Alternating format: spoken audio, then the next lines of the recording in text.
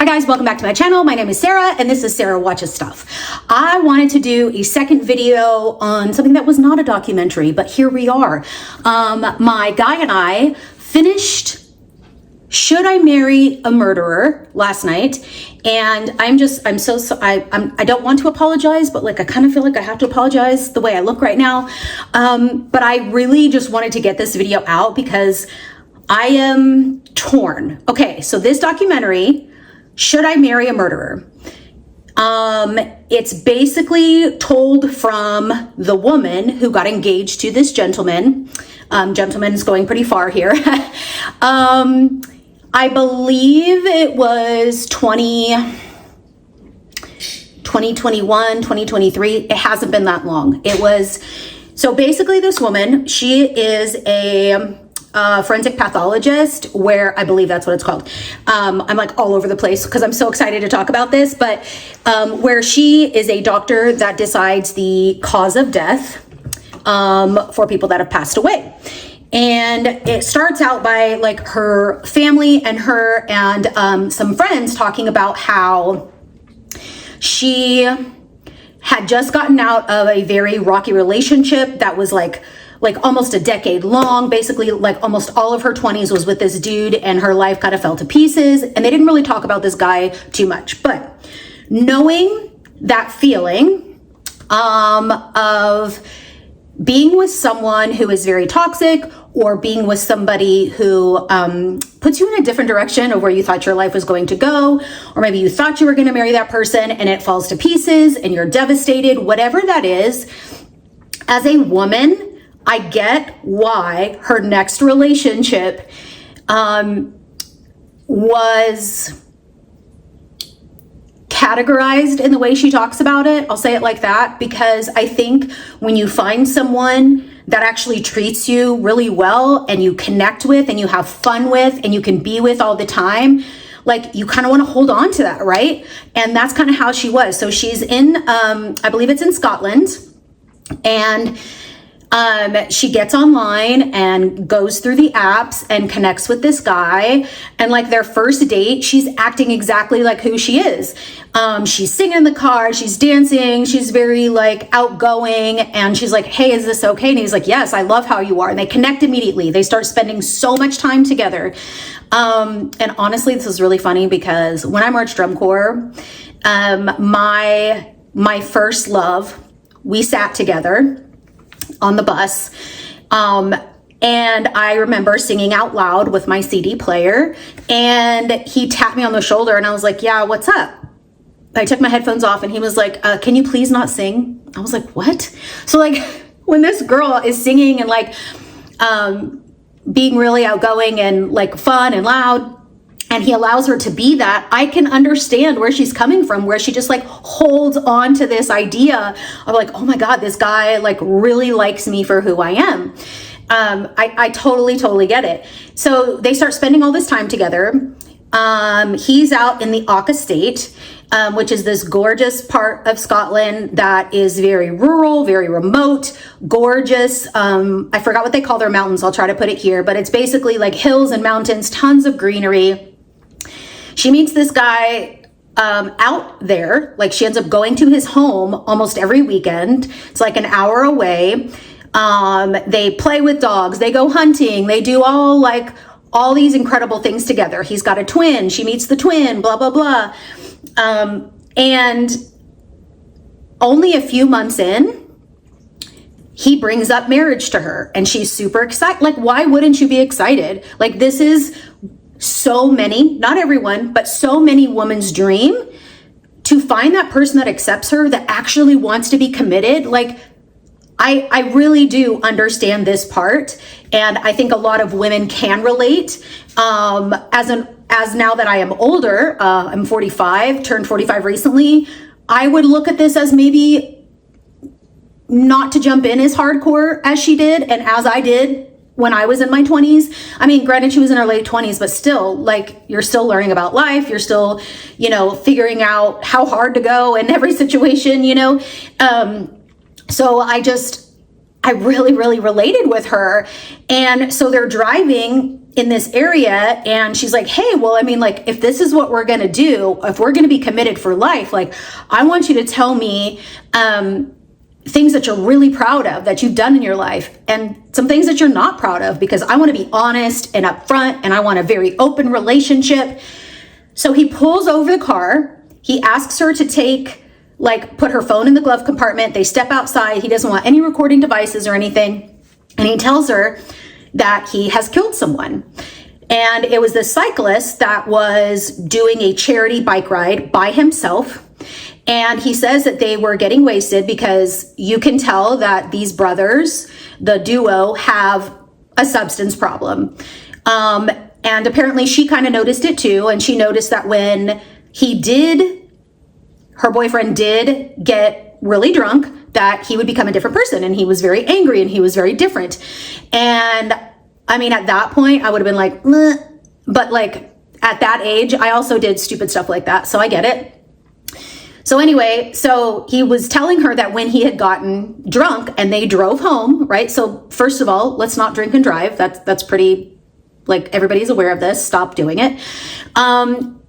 Granted, like, even if they weren't drunk, I still think this could have happened, to be honest, because the cyclist was driving in a place that had no lights outside. Even the bartender was like, yeah, he came in. I tried to get him to stay overnight at my place and he wouldn't. So, I gave him a drink, and then his goal was to get to this spot by the next day. So he wanted to ride at night. And the bartender was like, please don't do that. Well, those boys left, probably from a different bar. I can't remember specifics there. And they end up hitting him on the road. So you come to find out later in this documentary, that's only 3 episodes, that he actually wasn't dead right when they hit him. But when he tells his girlfriend, he tells her, I think her name is Caroline Muirhead, that, like, he tells her that we hit him. He was dead on impact. We didn't want our lives ruined. We could have called the police, but we didn't. And we buried him on the Auca estate. She's horrified. She's pretending like nothing is, she's like, well, why didn't you just go to the police? And he was like, well, my life would have been ruined, blah, blah, blah. So basically, he accidentally hit this guy on the road, which, again, they were drunk. That's a problem. But I also think that even if they weren't, like, this guy could have still been hit.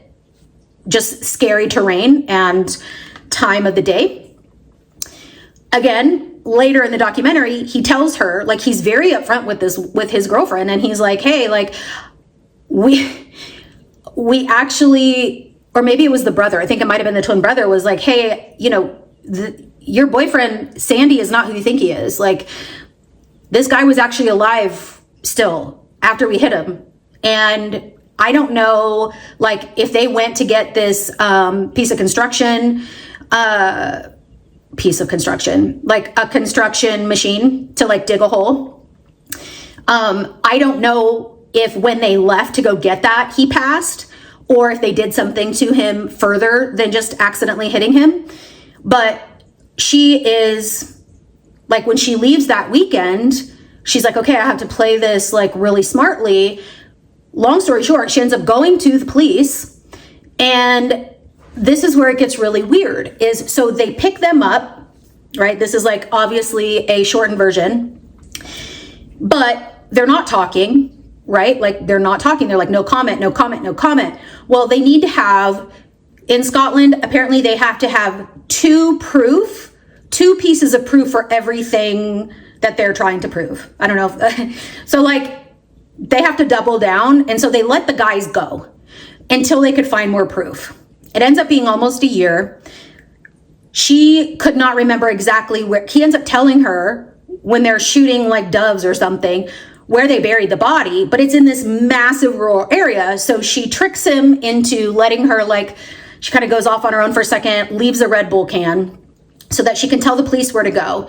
So she's cooperating with the police, but the police apparently, again, they don't really go into a lot of detail on this, don't really protect her. So because she's in love with this guy, she wants to believe he's good, but she knows she's got to turn him in. She ends up continuing the relationship behind the scenes, even letting them stay with her at one point. She becomes very addicted to alcohol, lots of other drugs, just substance abuse is what they're doing together. while she's continuing to help the police behind the scenes. She ends up at one point when they finally start the trial almost a year later, she's supposed to go to testify, and she doesn't show up because she feels like she needs to find the bike. She needs to find the bicycle as proof. And she doesn't show up to court. She ends up getting arrested for contempt of court. And then the guys end up doing a plea. So they plead guilty so that there's no trial. She has fucked it up royally. One of the brothers that was not driving but helped with everything got 5 years. The brother that was driving got 15 years. What was that noise? It's the refrigerator. And it's just, so the part that I really wanted to talk about was like her continuing the relationship. So she does all these things while they're at the house, while she's recording him. That he ends up finding out that she's the one that turned him in. But it's like months after she turns him in that he finds out it's her. And he's like screaming at her on the phone, like, fuck you. Like, you're a bitch. I can't believe you did this. I trusted you with this information. And he shows up at her house, but he has a key. So she doesn't go anywhere. She waits for him to show up, which, brave woman. And he ends up like coming in and saying, you know, you did the right thing. I'm sorry I put you in this position. And so she's struggling because he knows he did something wrong and that she did the right thing, but he's also mad at her. He doesn't want to go to jail. He really has no empathy, like whatsoever, which I find really interesting.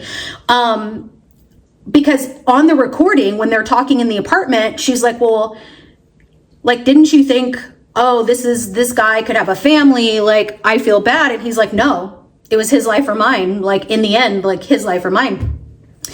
And she's like, you don't have any empathy for this man. Like, yes, it was an accident, but like, what the heck? Like, you could have called the ambulance. And he just like doubles down, like it was my life or his. And he chose his own life. But in the end, right, he ends up going to jail, not very long. And it's because she didn't end up testifying. And I think she knows she fucked that up. She's like, I've been to therapy. Like, it shows her at the end, like, she was very self-aware. She's like, she didn't say basket case, but she was like, I was like experiencing psychosis or something. She's like, I couldn't get away. She goes, I don't know what was wrong with me. She's like, but I see from the outside, like, how dumb what I did was and how I ruined the opportunity for them to be in jail for longer. And, you know, she's doing all this apologizing and like, I am in therapy. And I don't remember if she goes back to work, but like at some point she couldn't go to work because where she worked as a pathologist was where they were doing the pathology for the cyclist. So it was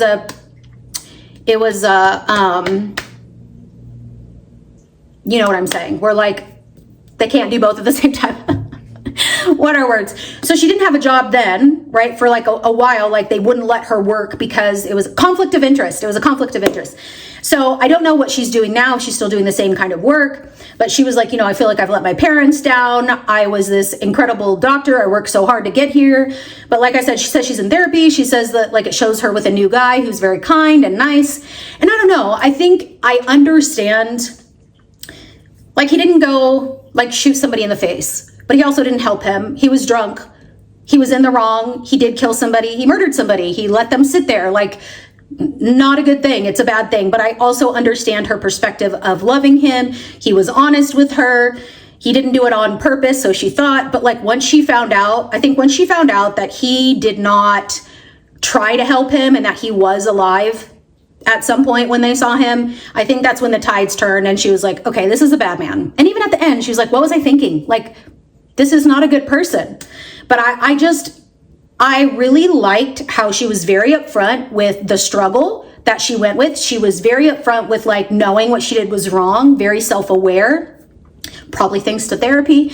But I just found it really fascinating as a woman who, you know, put up with a lot. And I think a lot of us put up with a lot and put up with really weird, sometimes very bad things from our partners.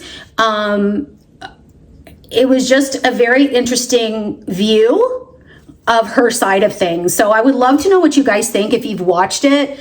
I never really understand sentencing, but like, they were fully like, yes, we did this, you know, like, and he even made a statement in court that was like, I'm so sorry to put, you know, my girlfriend through this, and she did the right thing. I believe she did the right thing by going to the police.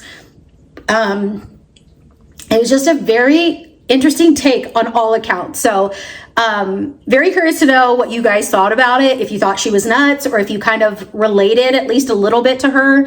Like, I don't know that I could be with someone who's killed someone, but like, I don't know. I kind of get her feeling. You know what I'm saying? Am I crazy? Am I crazy too?